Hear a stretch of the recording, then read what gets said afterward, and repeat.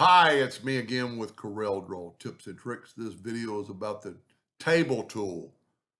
And it's somebody emailed me they were having trouble with the table tool. Well, if we notice the table tool is underneath the text tool. So if we grab the table tool and make it a 10 by 10 and hold down the button, his problem is, and his question was, when he goes to like design something with a smart fill tool, it gives a margin.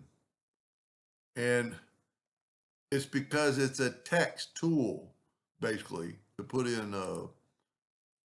So if we grab the pick tool and double click on a box and then move it over, you get a border, and then you can do things with it. You can take that border away, and then you have a big border.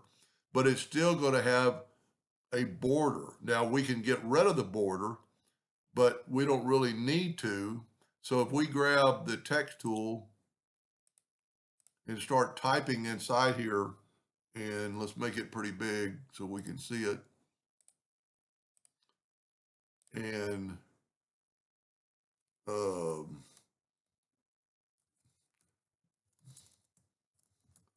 ah,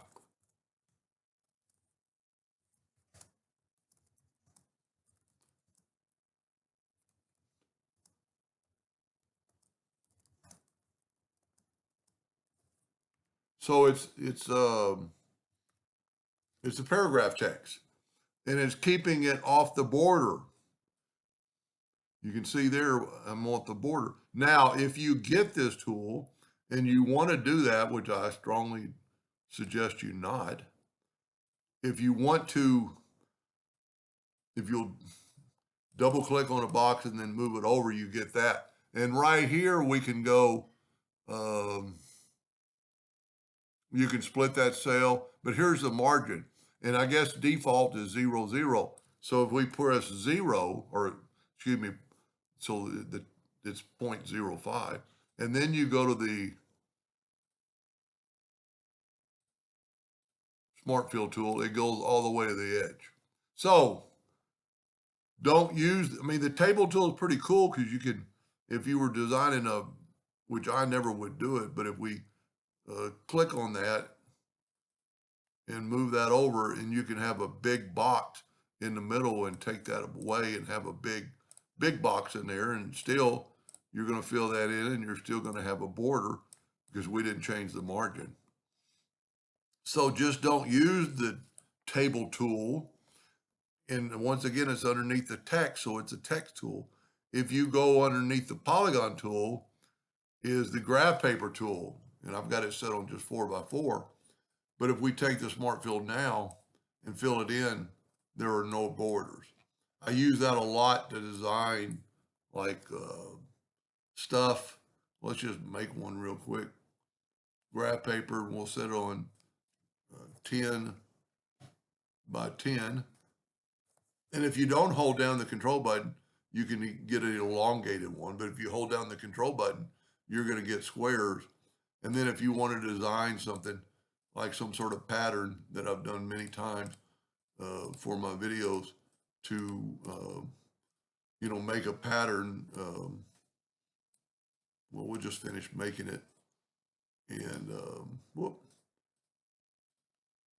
you always want it kind of connected. So let's say we're going to use this, and then we're going to want that pattern to continue. So what we can do now is take away the graph paper tool. We can select all these. There's lines between them, but we can weld them.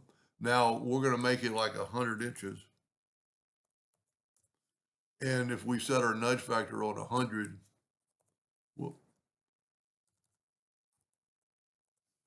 and then you control D and make a duplicate, well, the pattern doesn't actually work because we need to do it that way.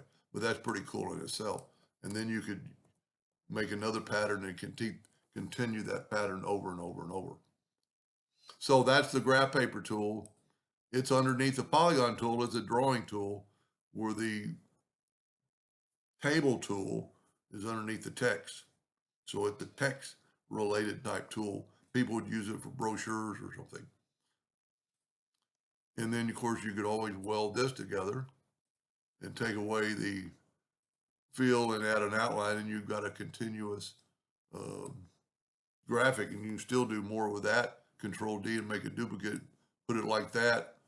And you could actually nudge that top one down if you'll grab that corner and do that, and then weld that. Now you have a continuous graphic. Anyway, I hope that answered their question. I hope somebody in the future, and thank you for watching.